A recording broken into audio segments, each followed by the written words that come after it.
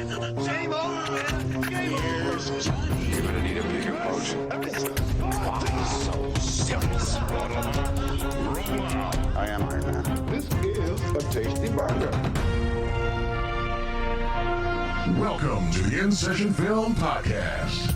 Welcome to this podcast review for February 28th, 2023. I'm JD Duran. And I'm Brendan Cassidy. Thanks for joining us, everybody. Brendan, are you ready to talk about the snow brewing? I don't know. I really don't know about that. I'm ready to talk about Cocaine Bear. That's what I'm ready to talk about. Or Cocaine Bear, that's another way to phrase it. That is the movie that we're here to talk about. And this is going to be interesting, Brendan, because obviously this ties into episode 523 that we just did on the main podcast this last week. Right. We all knew what we were walking into with Cocaine Bear being this campy, schlocky, trashy movie, if you will. We'll talk about. We'll talk about whether it's successful in that or not. Here's the other thing too, and I kind of want to start off this conversation with this. This story, the film is loosely, very, very loosely based off of a real story, as a lot of you know, which has a lot of ties to Lexington, Kentucky. That's true. That is very true. So Andrew C. Thornton II, which is the guy that you see at the beginning of the film, who is dumping all of the cocaine out of the plane and into the forest there. He was a former police. He was in the police department in Lexington, Kentucky, part of the narcotics unit there. Mm-hmm. So that's one tie to Lexington. And then here's the other thing too. So Pablo Escobar, as he's come to be known by, and that is just an incredible name. It's like whoever came up with that, kudos. Fantastic. Why wasn't that in this movie? I don't know, but Pablo Escobar, very, very well done. That might be the greatest dad joke of all time. They didn't want to just bury the bear because it's they didn't want to bury it. We're full of them today, man. I know, all kinds of bear puns. We'll see if any of this continues as we go here. No, I don't think so. But they didn't want this to just go by the wayside, so they taxidermied Pablo Escobar, and he is in the Kentucky for Kentucky Fun Mall in Lexington. Have you been to that mall? Have you seen Pablo Escobar? I have not seen Pablo Escobar, but I have been to that mall, though. I guess I have not been paying attention, I guess, in my time when I was living there. Well, and this is why I wanted to bring it up. So for context, and I probably should have started with this, Brendan and I, when we first met, we were both living in Lexington, Kentucky. Yep. Met at West 6 Brewing, specifically. Yeah, really great. I lived there for the better part of 8 years, something to that effect. I was in Lexington for quite a while. And like you, I have also been to this mall. I have seen this bear. However, until recently, had no idea who that bear was. So basically, this is all of a sudden a nostalgic masterpiece for you. This movie. Well, it was hilarious.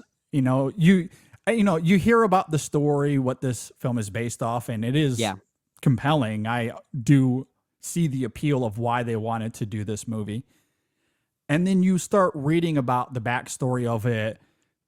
The bear has this incredible nickname. You learn about Andrew C. Thornton II and all the details that go into it. You learn that they taxidermy the bear. It's in this mall in Lexington. And then all of a sudden I start to see pictures of the taxidermy bear in that mall. And I'm like, wait a second. I know that spot. Yeah. I've seen that bear before. Yeah, but I did not. Really I never made that. I never took any time to learn about why this taxidermy bear is in this mall. I didn't even had no clue. The story is fascinating, especially having our own, historical ties to it. Not the story, but the sense of place that we're talking about specifically. Yeah. And I would love to see a movie that's more literally historical, because from what I understand, the movie that we got here is really just taking that premise and turning it into a B monster movie, essentially. Because I think in real life, this cocaine, or no, not this cocaine, but this bear did cocaine and then it just died or something like that. Well, yeah. So I do have some information about that I wanted to read off here, because you're right. The story is compelling. Andrew C. Thornton II, as we see at the beginning of the film, not verbatim what we see, but more or less, right? He dumps all this cocaine out of this plane. He jumps out. His parachute fails. He dies. Not giving us the Americans reunion we thought we were getting. No. But here's some information. And my source here, Wikipedia. Thought that was a little bit appropriate. That's valid. That's valid. Thought that was appropriate to the this movie. Quotes Wikipedia in the first 3 minutes. Exactly. That's why I wanted to bring this up. Yeah. So, quote, the containers held about 75 pounds, 34 kilograms of cocaine, valued at $2 million. And by the time the scene was studied by government authorities, all of the containers had been ripped open with their contents scattered. The chief medical examiner from the Georgia State Crime Lab, Dr. Kenneth Alonso, stated that its stomach, speaking of Pablo Escobar, its stomach was quote, literally packed to the brim with cocaine, end quote. Wow. Pretty insane. And then, I've watched a few videos of like animal experts. I'm sure there's a phrase that's not coming to me at the moment. I know zoologist. I'm not sure what their titles are, but I've heard people talking about, like, from an animal perspective, that for Pablo Escobar, it would have been quite traumatic and horrific. So no wonder he's so angry. Well, and so it's kind of this weird thing where if they were to treat this material with, let's say, a genuine tone, not going to be easy to watch. I think it'll turn off a lot of viewers because the bear is going to suffer quite heavily. It was not a fun end, not a fun death for him as the film depicts. This is getting morbid. Different. This is not the kind of conversation I thought we would have about cocaine bear. No, it was. They say it would have been quite harrowing, and it wouldn't have been the fun escapade that is depicted in this movie, which is probably why the film was like, "Hey, this is a compelling story," but instead of depicting it genuinely and this bear, experiencing this awful death, let's flip that coin and make him go on this rampage, killing a bunch of people and having fun and not dying at the end. Spoiler alert.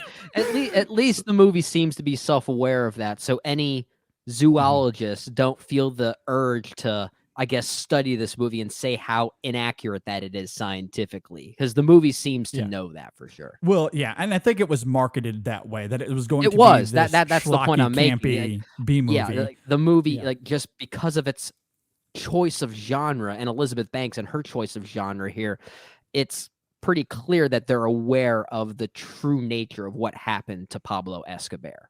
Yeah, exactly. So it makes sense. 100%. Yeah, I completely agree. All right, well, with that, I guess we can transition into the film. As you noted, directed by Elizabeth Banks. It stars Kerry Russell, O'Shea Jackson Jr., Alden Ehrenreich, Isaiah Whitlock Jr., Ray Liotta, his last appearance on film. And I have to admit, when I saw his name come up in the opening credits, I choked up a little bit. I had completely forgotten about that when I walked into the theater. Would have been nice to see more of him. I'll just come up and say that right now. Yeah, I agree. And of course, the last one here, Brooklyn Prince. I thought you... My gosh. I had no idea you didn't know she was in this movie. I had no idea. I mean, I had seen bits of that original teaser or the original trailer that dropped, but beyond that, the only other marketing I saw was the poster, which I loved. I thought the poster was really great for a schlocky movie like this. So I didn't really pay attention. I didn't look up the cast. I didn't know who all was in it, aside from those who I recognized in the little bits of the trailer that I had seen. And I knew that it was a schlocky version of these events. That's really all that I knew. Yeah. I had no idea Brooklyn Prince was in. Like, I was in the theater. I had looked up some stuff regarding the film on IMDb as I was waiting for the movie to begin, and I saw her name, and I was like, "Oh my God, Brooklyn Princess!" I had no idea. And then the moment we see her first pop up on screen early on in the film, I legit almost cried. Like I was so excited to see her again. It just made me want to go back and watch the Florida Project. Oh my gosh. Yeah. So it was really wonderful to see her. Well, I'm sure we'll talk more about her as we go here. I don't know if I need to give a synopsis. We sort of talked about that already. Yeah. Cocaine a bear ingests a ton of cocaine. That's what it is. Yeah. So Brendan, what did you think of Cocaine Bear?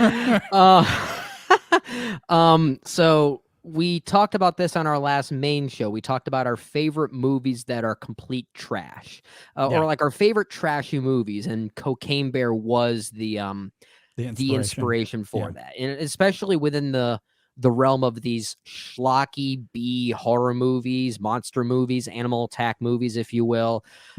And I bring that up because some of our listeners and watchers right now may not have tuned into that episode yet, but we might say some things that were discussed on that episode that will resurface here to, I guess, defend our thoughts on this movie. Because one thing I talked about was when a lot of these movies become cult classics, and a lot of times that is not the end goal. These movies become cult classics because the people find them. The people choose them to be what they are, and then it develops a following because of that. Yeah. One of the worst things you can do, at least I think, is try to create a cult film before the cult has formed.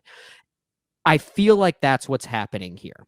I kind of feel like that with Cocaine Bear, Elizabeth Banks and screenwriter Jimmy Warden. We're using this story that we talked about as inspiration to try and create a cult film, an 80s style horror cult film. And I think they're trying to jump the gun a little bit, which is why the final product, I tweeted this out. I think a better title would have been Vanilla Bear. Sure. And that doesn't mean the movie is terrible. I think this is a perfectly middle of the road monster movie. It's like the perfect 2.5 out of 5-star rating I can give it on Letterboxd. But that's kind of its biggest problem. I think a movie like this should not fall in the middle. It should veer into one extreme or the other. And the fact that it doesn't is sort of why I hated the experience, because it felt like it was never quite pushing the envelope of its really potentially fun concept. And there are moments here that I think do a good job at it. There are two scenes in particular that I'm sure we'll talk about. One involving a gazebo that I actually think is really good. It's the first time I feel like there's like this real synergy between the script and the character banter and the humor there and the horror and comedy all interwoven, and it really took advantage of the whole concept there, I think, best.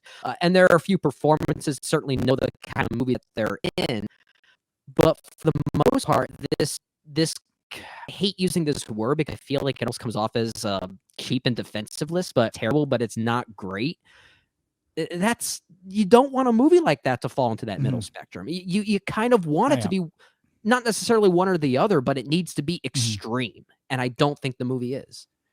Yeah, this film is really interesting to talk about, right? Because on one hand, it is attempting to be fatuous schlock. That's all that it's trying to be. It wasn't trying to be anything other than that. So where does one draw the line between camp and trashiness, for the lack of a better term, and genuine criticism? Because the film isn't great, but it wasn't trying to be either, and I get that. However, the film doesn't succeed in what it's attempting to be, I think. Bland was the first word that came to mind for me as well. I'm very much there with you. And I think it comes down to two things for me. One, the humor is uneven. There are elements of it that is really good, but much of it is forced and manufactured. Granted, humor is very subjective, but I think a lot of it is stale and uninspired. And then the other problem with the film is that it's very disjointed tonally. Now, this is a horror comedy, so of course it's going to sway between levity and violence. Yeah. However, the swinging of that pendulum is absurdly jarring and not in a good way. There are a lot of moments here where the film is emphasizing its quirkiness and humor, and it's oddly reminiscent of something like Super Troopers. The style and structure of the comedy is very much in that vein, and on its own terms, I did enjoy some of it, but then it transforms into a slasher film with a black bear running around like a deranged lunatic. And those two extremes are wildly jarring. Very, very strange. That you can do that, though. That's the thing. Like, it's been done before. You can find Mm-hmm. that merriment, and that, I think you're right. I don't think that merriment exists here. Yeah, I don't think that tonal duality works in this context, even though, again, I understand what it's trying to be in terms of it being the schlocky horror film. But then you also couple that with its tedious humor and tacky character machinations. Maybe the biggest culprit here is the film's budget and the fact that its central antagonist is a CGI bear. And so they fill in the gaps with unnecessary narrative detours that don't involve special effects, because otherwise it's asinine how often this film sways from Cocaine Bear to depict character quirks. Like, I don't care. I don't care about these characters and their quirks. Just give us a rampaging bear eating cocaine and tearing shit apart. That's all we need. But this film refuses to do that for whatever reason. And as a result, it's frustratingly drab.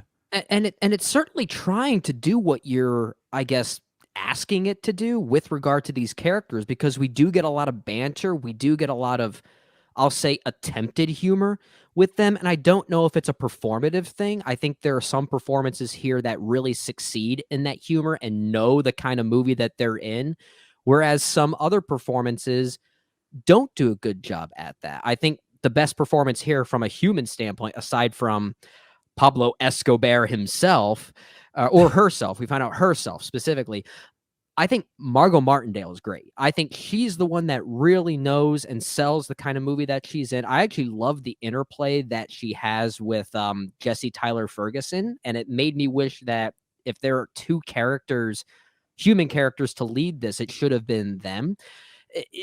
A monster movie like this, I mean, it's not that we need the monster to be the main character. Many of these great monster movies of the past had great characters, and this is clearly not going for Jaws, but the shark was barely existent, and that was what made that movie so great. But in this case, if you don't have something to balance it out in that way, then you find yourself waiting for what this movie promises. And Well, Jaws is trying to be a real movie. well, it is. But even okay, a movie like Tremors, a movie I referenced on our last episode. Okay, Yeah. that's more of a schlocky, campy.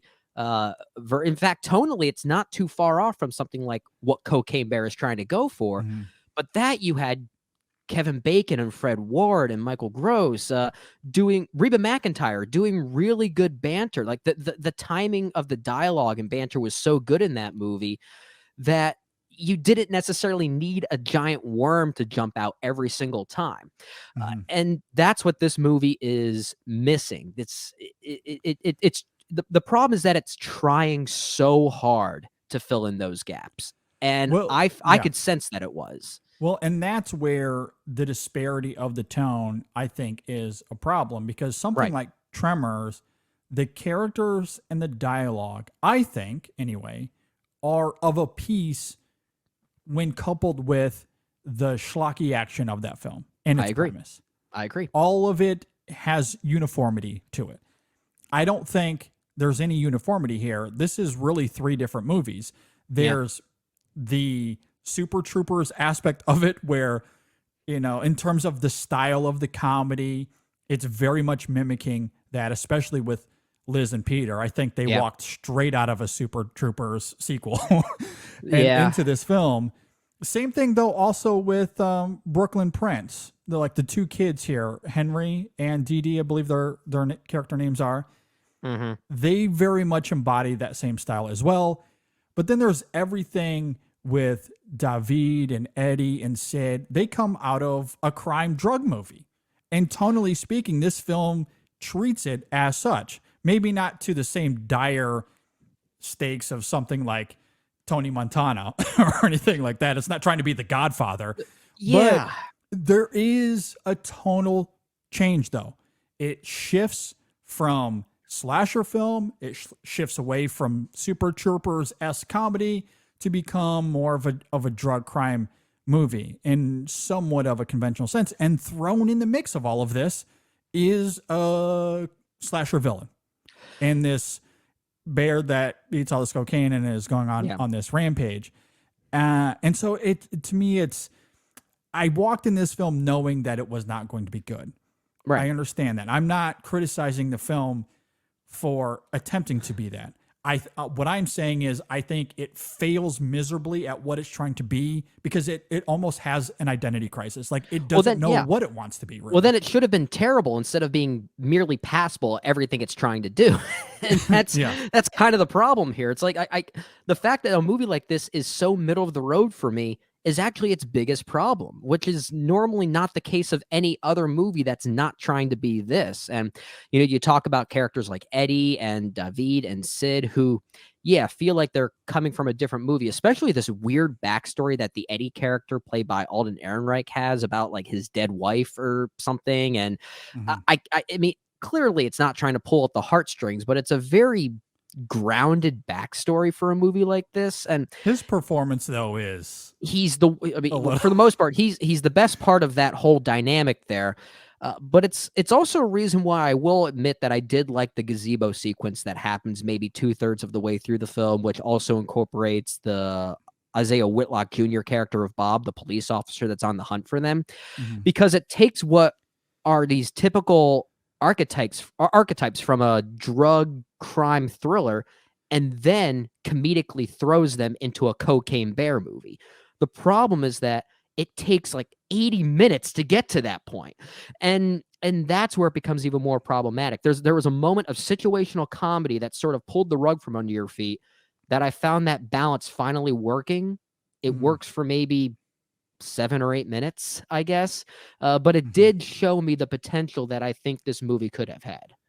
And that's a scene in a microcosm that I want to like for the reasons that you're talking about there. It seems like it's a good fit, but admittedly, I found it incredibly tedious. But that could be because of how the film builds to that moment, which is immensely tedious. The pacing of it to get to that point is certainly flawed, but I'm mostly just arguing for it in a vacuum, considering the kind of movie that this is trying to be, considering the archetypes that they set up, and how they sort of flip that switch a little bit in that moment, which I think is very interesting, at least on paper.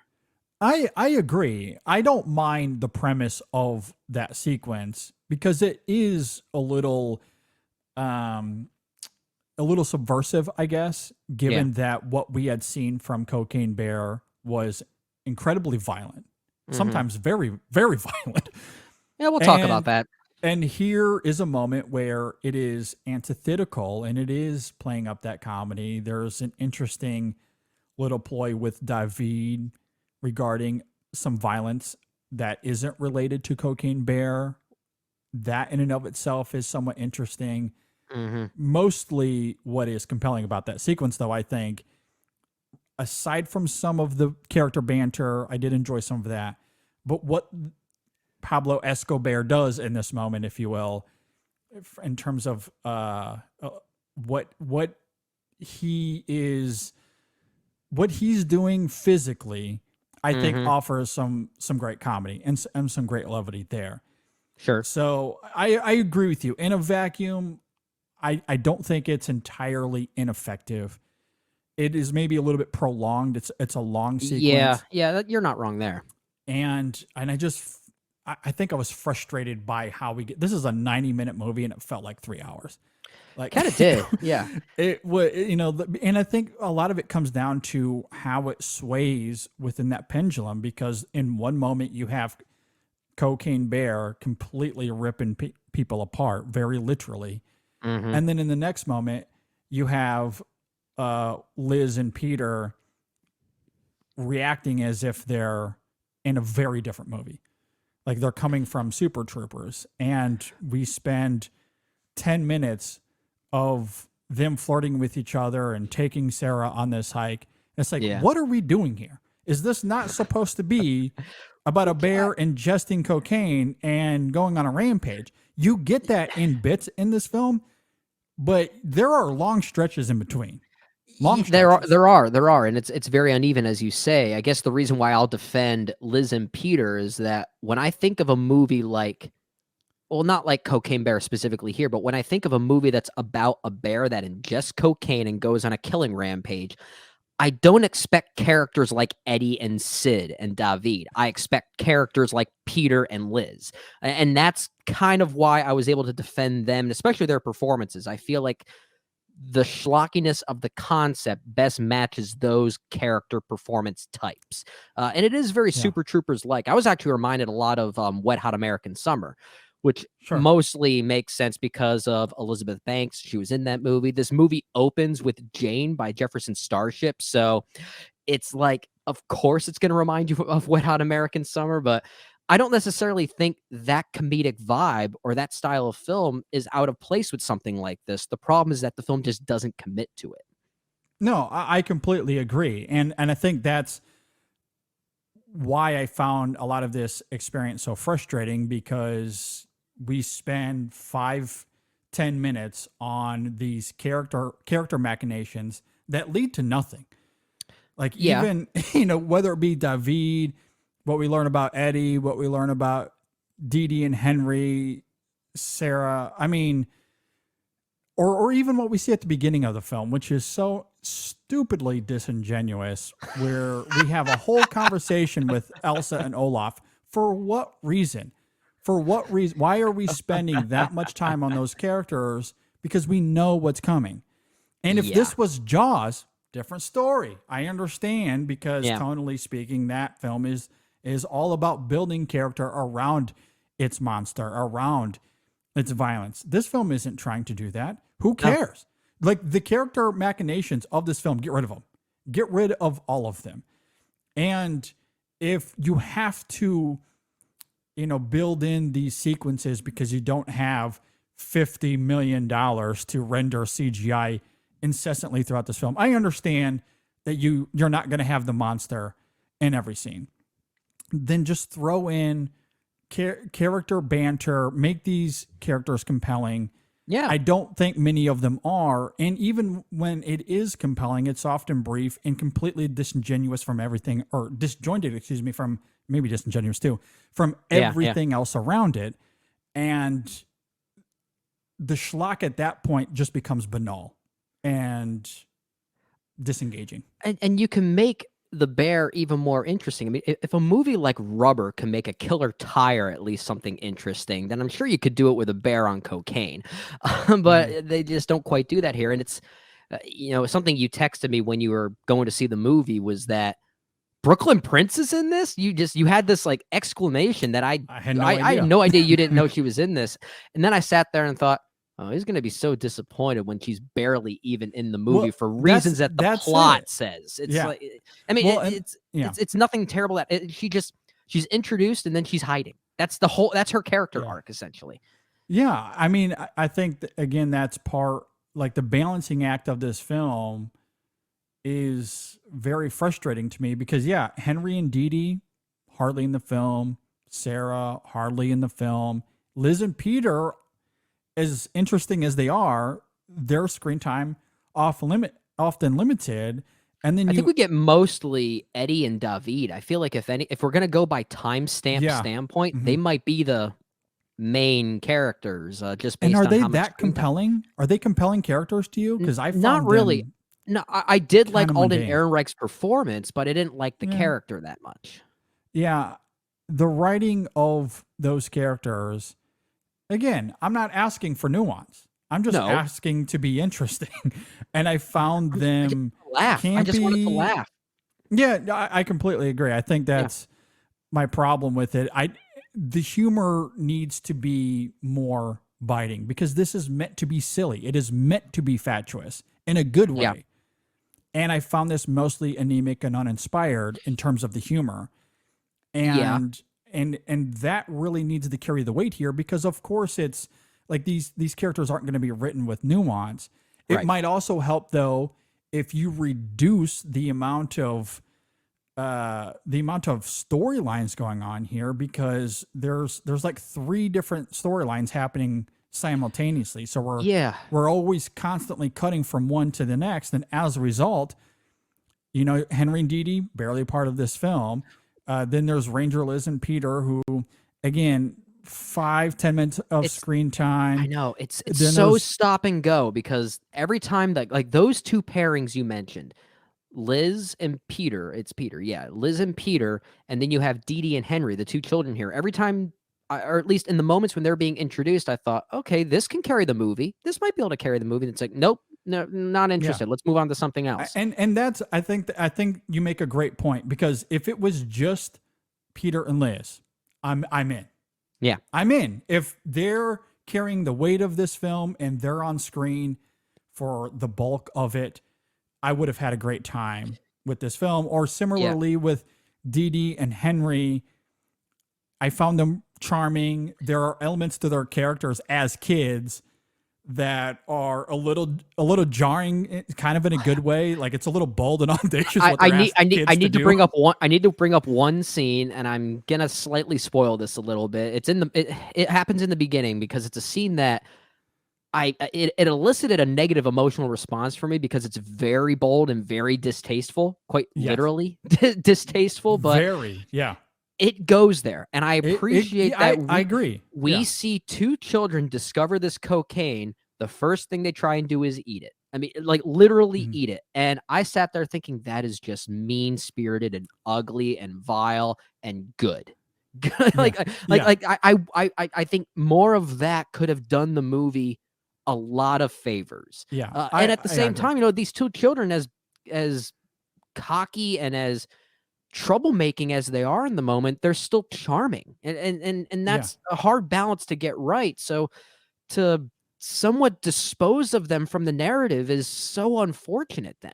I completely agree. And I don't know what your audience was like, but a lot of what Christian Convery, I'm not sure if I'm saying that right, but his performance here as Henry, he elicited a lot of laughs. I think same. Yeah, I think absolutely. As far as the human characters in this movie, the one that got the most laughs from my audience were Christian Convery as Henry and Margot Martindale as Ranger Liz. Same. They were the that 2. was my audience as well.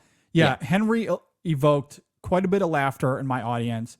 Brooklyn Prince, I think, is very good when she's on screen. She's just on screen for like 3 minutes, which is very unfortunate because I was so excited to see her again. But that dynamic was great. And you're right. When they're eating the cocaine, it will elicit, especially if you're a parent, but you don't have to be so. Brendan just admitted so. It does evoke this vile thing. Yeah. But there is a payoff to it. Later on in the film, there's a payoff, and at least it elicited an emotional response, and that's there was something about it that it stuck with me. And admittedly, I found it kind of funny. Like the performance element of it, the dynamic between them is so charming, and it is funny because of their naivete and their innocence. It comes off quite humorous, even if it is distasteful. And there's a great payoff. As you know, when Henry and Sarah are talking about it, it's kind of funny how she's able to kind of figure it out. It's really great. So like, if it's not going to be Peter and Liz, then let's let them carry the bulk of the film. I would have enjoyed that, but instead, it's those storylines. There's everything with David and Eddie and Sid, and then we haven't even mentioned there are these 3 teenagers that show up halfway through the film. For what reason, God knows, other than to be victims. I forgot about them, actually. but they're literally just on screen to be victims. That's it. But again, like there's like these weird character machinations with them that I don't know why they're written there. There's also the 2 ambulance, servicemen that show up and women, I guess. Yeah. And again, like I There's found like that a yeah, I found that so frustrating. I know a yeah. lot of people have been citing the ambulance scene as perhaps the highlight of the movie, and I don't agree. I think it's the moment where you see the cocaine bear, the titular bear, wreak the most visual havoc. I mean, it's the goriest scene of the movie, arguably. But I was thinking there, like to what extent? You know, it frustrates me when gore and blood is simply used as the comedic punchline, and it Mhm, almost seems as though like the violence there is only there to mask the fact that there's nothing else comedically supporting it. Because these two mhm, characters at the end of it are they're nothing characters to this, whether it be comedically or whatever. And mhm, it's just frustrating that we're using these superficial things to mask how plain the movie actually is. mhm, Now, granted, my theater ate it up. Like when that happened and it was bloody and gory and everything that you would want from a movie like this, they loved it. So I guess it's working for enough people. But I sat there thinking, "Yeah, can it be more than just that? This mhm, feels like a band aid mhm. to try and mask how plain the movie actually is to me." And isn't it just weird? I know we've talked about this before, especially when we did our Scream retrospective. What was that, Hmm. last year or whenever that Yes, was? yeah, It's just so weird to me. And I've become a fan of horror over these last, yeah, yeah. 10, You 15 years. you embraced it. Yeah. You got the thick skin. You tried to learn from it, and Yeah. you've become a fan. So there's a lot of horror that I really love. So when I say this, I'm not pointing the finger at anybody or trying to elevate myself as being better, because that's not the case. But it is a little strange to me that we as a society embrace slasher films like this, where we love to see innocent people being slaughtered for really no good reason. And there are Yeah. characters here that are a little bit more satisfying because they themselves come off as vile and Hmm. come off as distasteful. But then there's the flip side of that coin. And yet audiences eat this up. But that's not how we are in real life, though. Like, you hear these stories in real life, especially when we're talking about innocent victims. That's not our response. Yet we go to the theater and we're like, yeah, kill them all. That's Like, the it's thing. Like just so where strange to me. where is the separator then? Are we Yeah, I don't know. cheering on the people getting mutilated, or are we cheering on the mutilation itself? And I don't know. I think that's an interesting question when it comes to these movies, right? Because I feel Mhm, like with that ambulance scene specifically, I feel like all we're trying to laugh at, or all the movie's trying to get us to laugh at, is the mutilation, and mhm. that's it. And that's where I have a little problem with it. I Yeah. mean, it wouldn't be a problem for me if we were, laughing at the type of character receiving said mutilation. And it's not Mhm, that they have to be a bad person; it just has to be a character that we found uh, comedic or endearing in some way, well, for the services of that movie to elicit that mhm. right emotional response. But if we're simply cheering someone's hand getting bitten off because it's someone's hand getting bitten off, that's kind of weird, if It you ask is, me. especially when we're talking about characters Yeah. that, given who we know them, and some of these characters we don't know that well, Hmm. but dramatically on screen, they've done nothing to make us want to root for their demise. They Right. come off innocent because they've done nothing wrong, Hmm. but they are victims in these kind of movies. And I think that's probably why I am drawn to horror films and slasher films that have some sort of thematic potency to them. I think of something like Candyman, whether you're talking about the remake or the original. There's like Hmm. fascinating things going on in that movie to make sense of the slashing. Of course, the Scream series, not the last one, but in general, Hmm. the franchise has done a good job of this as well. I mean, there's many that you can bring up that have a purpose for having that sort of killing. Like, the film is Yeah. making sense of it in some sort of way. A lot of these schlocky slasher films that are just there for cheap thrill, admittedly, I struggle to embrace them because of this very notion. Like, we're Yeah. supposed to cheer and root for gore and violence toward people, toward characters that are just innocent bystanders. And there's something about Yeah. how I perceive the world that doesn't, I guess, coexist with that, if that makes sense. No, it makes Like, sense. those two Perfectly. things are juxtaposing each other. So Yeah. it's hard for me to walk in these films, see that, and experience that as joy, because I don't see that as joy. In my Yeah. real life, I don't see that as joy. I don't get entertainment value out of that. But, you know, and again, some films, like I like being challenged in films, though. I'm not Yeah, going in yeah. for films to validate who I am as a person. This film, though, and a lot of slasher films like this, they're not trying to challenge you. They're No. just trying to make, you know, again, this film is meant to be dumb. It's meant to be fatuous. It's meant to be silly and entertaining. Yeah. So I can't give it credit for challenging me when that's not what it's trying to do. That's not its goal. But even so, you know, let's look back at other movies that may have done something similar. You know, I mentioned a movie like Tremors, for instance. We also reference very briefly a movie like Deep Blue Sea on that podcast episode. Okay, that's a movie that's not taking itself seriously as well. But when characters die in that movie, it's not that you care about them. We're not asking to care No. about these characters, but there needs to be a reason for their demise in the service of that story and the tone it's going for. We're not just in those movies. I don't think we're just cheering on the demise. We're cheering on maybe the ramifications or the lead up to that demise and how it and how it relates to that person. I think Tremors is another great example. There are characters who die who don't even speak in that movie, and yet somehow I feel something of a comedic response. And I think it's mostly due to how Kevin Bacon and Fred Ward react to those moments. And that's the other. There's no reaction shots here. There's no characters here to play the straight man, if you want to call it that, for us to sort of experience it through those eyes. And I think a consistency and a through line would have really done this movie some good. So in that sense, all we're doing is cheering on blood and guts. I mean, in that case, Yeah. Saw is a comedy. I mean, it's basically what this is telling me. Yeah, absolutely. And Saw, again, is one of those films that I think is trying to do something interesting with its formula and its material. The sequels, maybe not so much, but that original Saw, I think, was doing something interesting. But yeah, you make a great point. And I think the difference between something like this film and the one that you bring up, Deep Blue Sea, is that film ultimately, I think, in a great way, plays into the formula where it, first of all, it gives us interesting characters that we feel compelled by.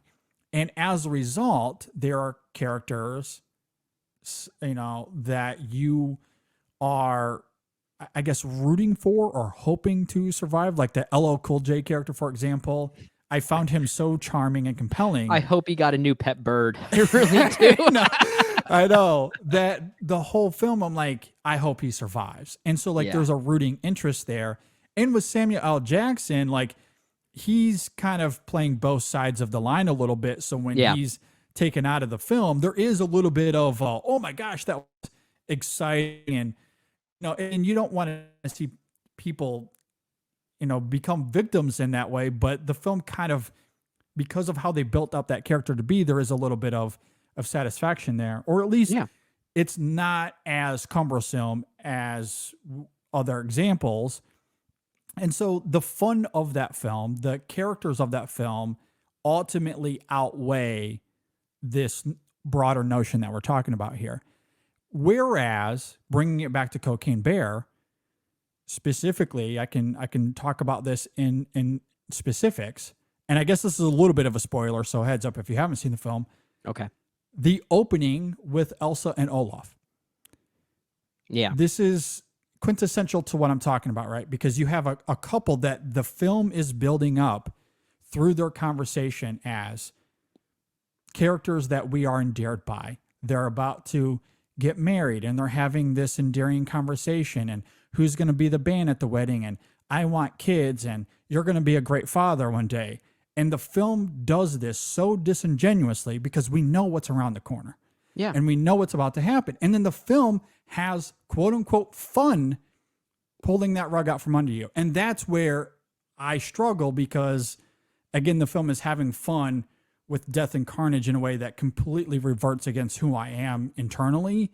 And unlike something like Deep Blue Sea, I don't think the film is able to overcome that with its fun and entertainment value and offering up other characters where I can look past that. You know, I can look past it in something like Deep Blue Sea. Here, I struggle because the film fails in all of those same ways. The problem is that the dialogue feels too passive, too much like a first draft of sorts. Because if the film is meant to be this sleight of hand to introduce this bickering couple in a loving way that seems like it's straight from every horror movie to make you feel some sort of tension and fear for these people, play into the comedy a bit more. It feels like a very passive and first draft kind of way to set up the stage in that way. It's too genuine. It's too grounded in that opening scene. And I think that supports your argument that the film just doesn't quite know what it wants to be. And I was really rooting for Elizabeth Banks here. I mean, I admittedly haven't seen her Charlie's Angels, which I hear is not terrible. But I actually think Pitch Perfect 2 is really good. I agree. I agree. There are times I think I've seen all three of those movies. I actually sang in a cappella groups when I was in college, so I had a bit of a nostalgic tie to that. But I weirdly think Pitch Perfect 2 is the best of the three. It's kind of the most hangouty of the three, even despite some of the grand places that the film takes you. But I think she proved that she's good at handling that sort of comedic timing and that banter. And I think that would have fit really well here in Cocaine Bear. But I think the banter here is just really off. The problem is strictly around character. It really and tone, is. The mismanagement of tone. Because if Elsa and Olaf, which admittedly, funny that they're picking those names, that was not accidental. But see, they play into that a little bit. I mean, I agree. Like, make a joke about not letting go, or I melt. You don't have to say the words Frozen. You don't have to say you love the movie Frozen. Just, but have some be fun. A little comedically cryptic with it. I completely agree. Instead, the banter is grounded. Yeah. It's grounded emotionally. It wants us to feel something. You know, why? Like, why? Yeah. Like we know we're about to get in the schlock, and it does. Like, that whole sequence ends with schlocky gore, and I found it very off-putting. Like, just have some sort of tonal consistency. You can't have that moment and then the next moment is something straight out of Super Troopers, and the next moment we're getting into slasher film again. Then there's these three teenagers that show up out of nowhere. Then all of a sudden it's a drug movie, and it's like, what are we doing here? Like, it's too discombobulated. The fact that we've been talking for half the length of this movie, and I think we've proved, JD, we're not big fans of it. No, but I'm trying. Like, I tried. Like, I genuinely went into this wanting to like it. Yeah. I probably should have stated that at the beginning of all of this. Especially when I started talking about why it didn't work for me. I really did want this to succeed. I was looking forward to the movie. It looked absurd and ridiculous. In fact, I had some friends question when I showed them the trailer. They were like, why do you want to see that movie? I was like, it looks fun. Like, it looks silly and dumb, and that's all I really wanted out of it. And it was all of that, but for the wrong reasons. Like, it wasn't fun for me. Everything about it for me was just, it was partially there. It's partially dumb, partially funny, partially thrilling. And that's like the worst thing to say about any movie like this. Like, I wanted it to be awesome or terrible. That's but I think movies like this should fall into that spectrum, not the middle ground. And that's kind of the worst thing to say about it, honestly. Honestly, I think the script here is trying to do too much. I agree. Which is kind of ironic because this film isn't trying to do anything of meaning.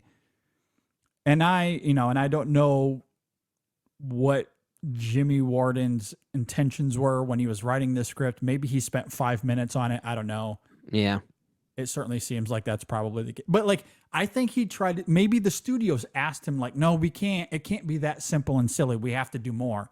So let's throw in because it's based off of this guy who was dropping cocaine into the forest. We have to have like a drug storyline here. Right. You don't. Right. You really don't. Like, you could strip all of that out, and it would have taken Ray Liotta out of this movie. God bless him. But I don't think any of that adds anything. Well, to it this doesn't movie. matter. And honestly, I think it would have been more fitting to remove it, because the way that the real life Thornton's character arc crystallizes in that plane is complete proof and a visual proof that none of it matters. It doesn't need to be here. Exactly. Like, that I thought was a pitch perfect way, pun intended, to crystallize, because it's great. Like, there's a lot of fun when he's in the plane, he's done with the cocaine, and then it ends the way it does with some great physical comedy. That's all you really need. Yeah. But yet when push comes to shove, and again, I love Ray Liotta. I don't think this is on him. This is more on I think he's writing pretty and good in the Elizabeth. movie. Yeah, it's just more about the character and how it's juggled in here. Yeah. The problem is he's coming from Goodfellas. Like, he's coming from that movie. Like, he treats this material seriously. Well, especially Like, given the hey, backstory too. Well, that's what I mean. Like, these guys are on me. Like, we have to find this. Like, they're gonna come after me. And they're going to come after you and your They're gonna come my after you grandson. and your son. Like, we got to do something. Like, there's nothing schlocky or fun about his character. It is very serious. Yeah. It's like, why you can't have that when 30 minutes ago you were trying to mimic Super Troopers. Like, what are you doing? Yeah. here? Yeah. Like that, and so that to me is the problem. It's too. And again, It's on I cocaine. understand It's all how over this the place. sounds, because I was gonna. It's too messy of a movie, and again, I understand this film is not trying to be anything of meaning. I get that. In many ways, maybe it's not But- messy enough. And maybe it just it is more grounded than it needed to be throughout a lot of the film. Yeah. When it just needed to embrace that schlock, embrace that fatuousness, get silly and ridiculous. When it gets insanely silly, that's when it's at its best. But it only does that a quarter of the time here. Yeah. I think the best way I can, I guess, visually explain my feelings on this movie, and it's really just what we're talking about here right now, it's the bear itself, the bear herself, and the visual effects of the bear. You brought this up earlier. It's really just a CGI bear wreaking havoc is really all it is. And the visual effects here are really, really bad. And it's the reason why they're really bad is not because they're really bad. The problem is that they're not bad enough to be funny, but they're not good enough to be convincing either. It's like in the bear. The look of that bear doesn't look much worse than most major blockbusters we get. Like it kind of looks like it could have come from a Jurassic World movie. Like but see, like that means the effects are kind of okay. Yeah, but that's why they're really bad. It's like make this the most, like, why couldn't it look like Yogi Bear or something like that? Well, and that's I think maybe tone is my biggest issue with it. I think there's credence to what you're saying, 100%. But I think of the moment you brought up earlier at the gazebo where, what is it doing? It's being silly. Yeah. Very silly. It opens up, and we see this in the trailer, right? Where it opens up the cocaine and it's rolling around like it's from a cartoon. Yeah, it's like it's doing a little ballet number with it. And then at the end of the film, when it's searing its soul into the Sid character, it is vicious and out of the Leo DiCaprio movie, like out of The Revenant. Like you have two versions of the bear in this film as well. That's a good point. I sometimes didn't feel like there was character consistency with the bear. The bear needed more character development. The character machinations for the bear were even uneven. Can we just have some consistency? That's all Let's I'm get the bear asking for. right. Yeah, like it should have just been 90 minutes of the bear tearing people apart. And to your point, and I mentioned this earlier as well, if the problem is budget and we can't afford to have the bear in every scene, okay, well, let the effects be really bad. Yeah. Don't spend that much time on it. Like, that could have been really funny. Make that it could have been really awful. funny. Yeah. If the bear looked like one of the sharks from Sharknado or something like that. Yeah, just do that. And then it just kind of plays into the comedy more. So I don't know. It's frustrating. I've spent a lot of this conversation harping on those frustrations. I do want to emphasize I did not completely loathe this experience. There are good things here. There are moments where I laughed. I really did genuinely enjoy its Super Troopers knockoff that it was doing. Like when it was trying to be that movie, I was having fun. I thought it was I thought it was good. I liked the Dee Dee and Henry stuff. I think I've spent a lot of time on my frustrations because of the promise of the film and how much fun I did have with it when I was enjoying it. So like I just, my frustration just heightened the more the film went on. So that's why I spent time on it. And anyway, do you have any final thoughts here? No, it's just like, it's weird to say that if I'm going to give this movie, or if I would grade a movie like this a 5 out of 10, 2.5 out of 5 stars, whatever it is, that makes me want to give it like 1 out of 5, because like this movie shouldn't fit squarely in the middle. Like that's such a problem for a movie like this. And that's why I keep talking about how it's very passive and very plain. And why even the visual effects of the bear don't even match up with that. It's not bad enough to be bad, but it's also not good enough to be good. That's the wrong thing to say for a movie like this. And it really does feel like Banks and Warden and the film itself, they were really trying to create the cult following before it could form on its own organic terms. And I think that's the worst thing you can do for a movie like this. Yeah, I completely agree. As far as some final thoughts, I want to echo that, Alden Ehrenreich is in this movie. And similar to Brooklyn Prince, it's great to see him because he hasn't been in as much since, the solo film he did. What was it, 2016, 15, something like that? I think it may have been 2018, actually. Didn't that come out? Was that before or after The Last Jedi? Before? I want to say before. I could be wrong. I have no idea what time is anymore. I know. 2018. I've just looked it up. 18. 2018. Okay. Yeah, it was so after around The Last same Jedi. time. Yeah. Yeah. Say what you will about the film. It was not, Alden Ehrenreich was not the reason that film is not the problem. Right. Faltered. I really like him as a performer. I think he's been unfairly blacklisted because of that film. I want to see him doing more, and I think he's going to end up doing some more. If I remember correctly, I looked up his IMDb not that long ago, a few months ago, I think, and I think he's got some projects coming up. Yeah, I do hope to see more of him because I do think he's very good. I hope he's able to separate himself from the Star Wars thing. And so it was good to see him here. I didn't really care for the character of Eddie, but mostly because it's overwritten. Right. Which is weird to say. That's a weird thing to say. But it's true. Like, I think they're asking him to do way too much. Admittedly though, it's weird because the character is overwritten. His performance though is a little schmaltzy and sappy, but in like a heightened way, like in a fun, heightened way. I agree. So where the writing does a disservice, I think his performance does a good job of remembering what kind of movie he's in. I agree. Even when Ray Liotta as his father's like, no, this is serious. We got to take this serious. And he's like, he's not playing up to that tone. So I do appreciate that. And I love Ray Liotta. I think he's doing what he's asked to do. I agree. It's not a knock on him at all. God bless him. And it was great to see Ray Liotta one last time as well. So again, he's not an issue with this film as well. So yeah, I just wanted a little bit more consistency. I wanted it to be less writing, more silliness.